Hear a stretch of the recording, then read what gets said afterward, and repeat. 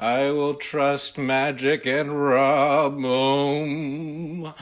I didn't lose $50. I did double or nothing with my friend. What's going on, guys? It's your boy, Kobe, 24. Status, I'm pumped. We good. We back. Nah, it's your boy, KB24. Status, Kobe, 24 MP3. Chucky Atkins. Team Shit 2005. Bringing you Lakeshow's finest REDUX. So we're gonna cover a multitude of things. We're gonna do a story time, and then we're gonna do the trade recap, and then we're gonna talk about the game. But we're first gonna talk about the game. All right, so the Lakers had their most impressive win of the year, in my opinion. And I said last podcast, I understood why they lost by 45, not just because of the trade rumors, but because your agent might be saying this, might be saying that. You don't know where you're going. Now you got some security. You know you're staying for the next 3 months, 4 months, however long it is. But damn, let me tell you something. Your boy, Charles Ryan, had that game recorded. So I watched 2 hours late. I finished this game at like 9:30. The game started like 5, so it ended like 7:30. And you're going to laugh your ass off, guys. So with 30 seconds left, I'm watching, right? It's tied, whatever. My dad comes in the house. He goes, "How about them Lakers?" So, you turn off your phone. You shut out the outside world. You unplug all reality for 5 hours, and you never think your loved ones would spoil it for you, but you never know. And of course, it would be your pops. So, we are fucking legends. This trade is great, but Rondo had a sexy as F stat line, 17 points, 64% from the field, 3 for 4 from 3, shooting 75%, 10 assists, 7 rebounds, 3 offensive rebounds, 2 fouls, and a sexy 3 turnovers in 35 minutes, baby. Yours are -9, but that shit don't mean shit nowadays. Fuck plus minus. It's very interesting because the Lakers have a short bench since, 3 players are gone, and you have to evaluate. You have to pass a physical, Reggie and Bullock and Muscala got to pass physical, so we had a short bench. We went 9 deep, but Josh only played 7 minutes, and I'm curious if that's because of the injury, and I think it has to be, right? I just think it's good once Reggie comes and Muscala comes. I just let Josh, pretty much rest for the next few days and just get healthy. Because I think, hopefully I'm right, I think we're going to continue this upward trend through April. God forbid there's no more injuries. And, of course, Lance came through like always. Lance Revolution. 14 points. 71% from the field. 3 for 5 from 3. He did not close the game. Who closed the game was LeBron, Kyle, Brandon, Rondo, and JaVale/Tyson. And my favorite thing was Lance was still cheering. He was strumming the guitar on the bench. KCP had some nice. He was 5 for 9. We were sexy from 3, guys. We shot 54% from 3, 22 for 41. We be killing it, bruh. We be killing it. If we can keep that up, get, between 35 to 50. Nah, this is an anomaly. We're not going to shoot 22 for 41 probably the rest of the season. That's crazy. Crazy. We shot 39% from free throw. So I think it's fair to say we shot 7 for 18. So if we made, just a few more, I think the game would be a little bit different. There would be no need for a Rondo buzzer beater. That's the way it works, One of the greatest point guards in Celtics history rips their heart out at the buzzer. And apparently, it was the first game-winning buzzer beater for Rajon Rondo. I loved everybody embraced him. There's no bad blood. There's no bad chemistry. The bad blood left with Beasley. Beasley was the bad blood. He may have had an unfortunate situation where, his mom passed away, but you can't get mad at Luke when he doesn't have a lot to work with. Nobody was expecting LeBron to go out 16 games. So, the bad blood's gone. Rondo's in. Everybody's happy. Everybody's celebrating. Brandon played 40 minutes, like always. Brandon's our long arm, long leg legend. He's got that young leg. I can stay in for 40 to 45 Luol Deng type shit. I mean, Luol played a lot, He wasn't asked to do that much.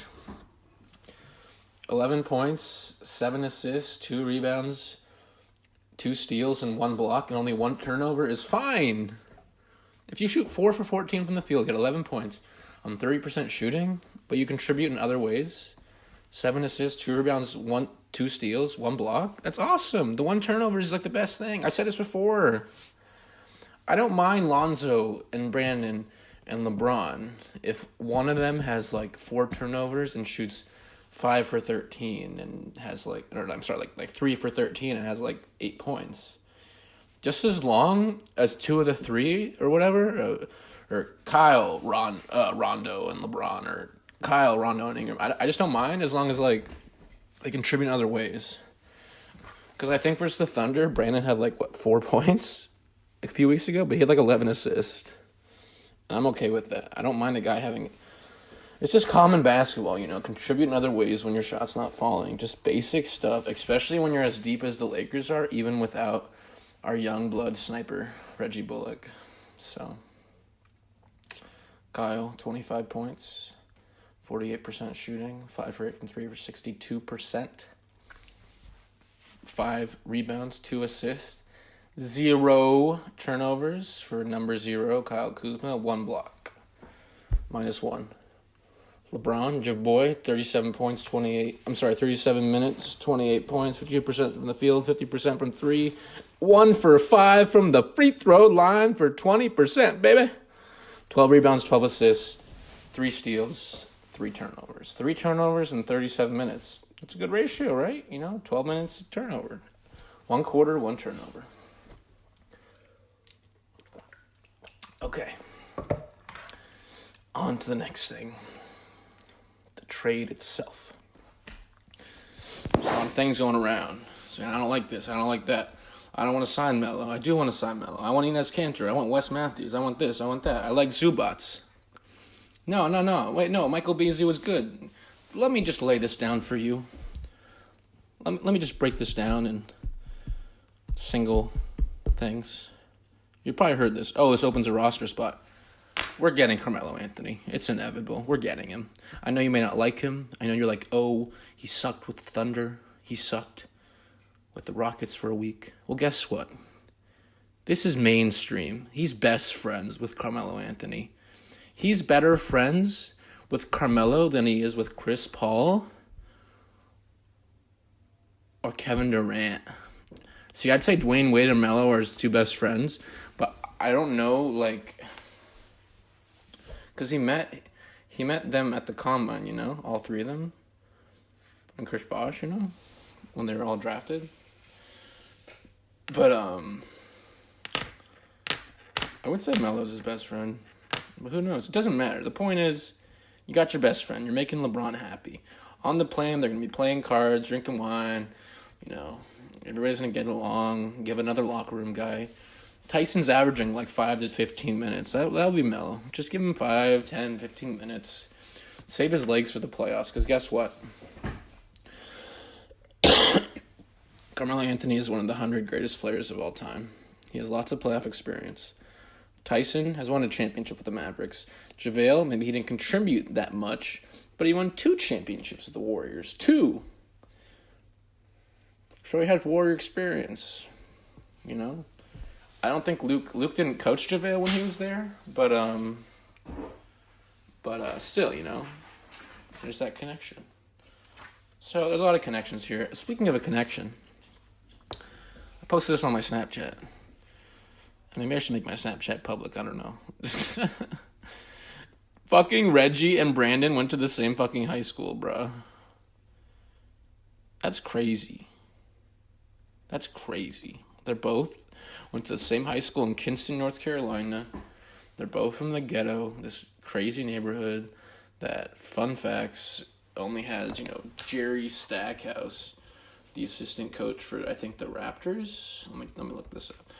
Yeah, Jerry Stackhouse, the assistant coach for the Raptors. No, I'm sorry. Want to know why I'm saying the Raptors? Because Marc Gasol was just traded from the Grizzlies to the Raptors, and he's the assistant for the Grizzlies. But those are like the main like three guys that came from Kinston. That's pretty crazy. But fun story though. In 1934, a fucking like meteorite hit the goddamn town in Kinston. Like this fireball that just like blew that shit up, bruh. This like farm, these like fucking cows, bam, gone.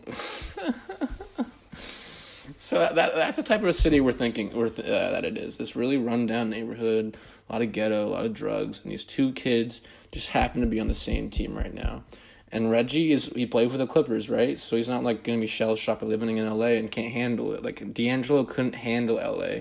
He can't handle New York.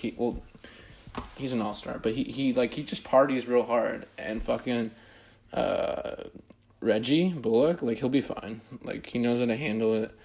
And plus, Reggie played with the Pistons, right, against LeBron in the playoffs. So you have a guy who has experience in the playoffs. You have Muscala experience in the playoffs. You have the stretch five, Muscala. And it's just really nice to see the Lakers, like, make good decisions, because you may have, like, Zubats, but you have Tyson, JaVale, two champions with playoff experience.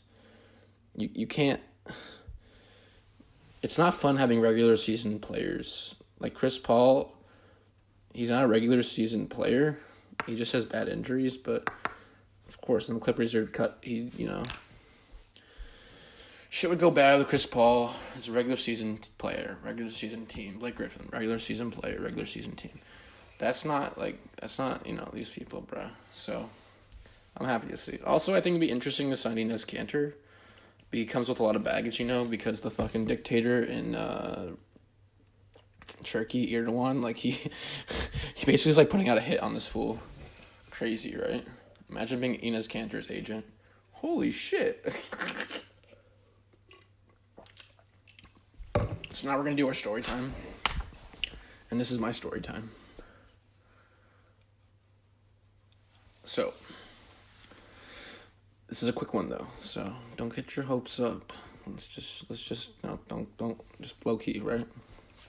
So, you may have noticed I posted a video in my room, right, on my channel, and if you haven't, I recommend it. It's just like this, like 2000, it's my 2019 version of my old video that was from 2011. And it's just like updated version of my crazy ass Lakers shrine, like West Coast Customs, like Planet Lakers, like they come to your house, or like Cribs, they come to your house and check that shit out, Like my shit is has been on Planet Lakers on Spectrum Sportsnet. But it's just crazy. And in that room there's a lot of like Easter eggs, like little things that people might not know about. And I said this on the video, but I'm gonna say it here. So this doesn't have to do with the Lakers, it has to do with the Clippers. So in game 6 of the 2015 Western semifinals, the Clippers were up against the Rockets, remember? And it was that Corey Brewer, Josh Smith game in the fourth quarter, when they came back and they fucking, kicked the Clippers' ass. Those fucking bad karma people. And my dad happened to be there, right? And as this is happening, as they're letting the chance to change the franchise forever and finally get to the Western Conference, possibly if they won that game, Chris Paul would still be there. As there's the lead slipping away in game 6, my dad's yelling at Doc Rivers because he went, right? So he's in the 6th row, and he's just freaking yelling. He's like, "You fucking piece of blank coach," and yeah, Blake, you suck. Doc, you don't deserve to be the coach of the Clippers. You can't win a playoff game, yada, yada, yada. And one of my good friends, ironically, who I wasn't friends with at the time, his mom was at the game. And his mom's a little nutty, so I imagine maybe she was doing the same thing. So, yeah, just crazy, ironic, coincidental things, And I don't know why I didn't go to that game. I don't remember. That was like 4 years ago, but I wish I went. But in my room, I have the ticket, right? And on the bottom, it says 2015 Western Conference Finals Game 6. And that ticket is like going to live in infamy for so long. Like, what that game meant to the Clippers and Los Angeles area as a whole, like what that Super Bowl meant to the Rams as a whole. Like, even though the Rams didn't win, like this is a great future. But for the Clippers, if they won, the direction of the franchise would be so different, and probably Jerry West would have never had to even enter the picture because Doc was the GM and the coach. He had like the Tom Thibodeau type thing. So that was an interesting game, and I'm really lucky that I have that ticket because that's my favorite item in my room. That ticket. I have a Jordan signed jersey. I have a Jordan signed ball, Kobe signed ball, and Kobe signed jersey. But I take that ticket over anything. That's one of those priceless things, Like, it's only a ticket. It's a piece of paper that costs like 10 cents to make. But it's like what it means, and it means that the Clippers are trash. All right, let's go Lakers. I think if we can finish this road trip strong and take this momentum into the All-Star break, I think that would be great. I really do. Because it will jumpstart this drive to get to that 6 seed or 5 seed. And I don't think it really matters. Just as long as we make the playoffs. I hope we line up with the Nuggets. I said this on a different podcast. Who wants to play LeBron, Rondo, Kuzma, Tyson, and JaVale? All these players. I'll forget Rondo, but LeBron, Rondo, Tyson, JaVale, Bullock, all these players have a lot of experience. There's the Nuggets who haven't even been in the playoffs in like a minute, and Jokic has no playoff experience. I would rather be the freaking team with LeBron James. If you're in a series and you're the best player on the court, I'm sorry. I'd go with the player with the best player on the team with the best player on the court, who happens to be the third greatest player of all time. All right. Let's go Lakers. Let's avenge this loss on Sunday against the 76ers. I think we can. For some reason, we always beat the 76ers away and then lose to them at home. Remember last year, or was it 2 years ago? No, last year. Remember Lonzo passed to B.I. on the wing, and B.I. made the game-winning shot at the 76ers? I think we have that potential. I think we can do that and upset them. And then after the 76ers, it's the Hawks, and the road trip's done. So let's just finish strong. Let's just get these final two. If you want to include the Clippers game, it's a 6-game road trip. Beat the Clippers. We lost to the Warriors. We lost to the Pacers. And we beat the Celtics. So we're 2-2. If we can go 4-2, oh my God, I would lose my mind. It'd be great momentum. All right, I'm Charles Ryan, aka Jaboy KB 24.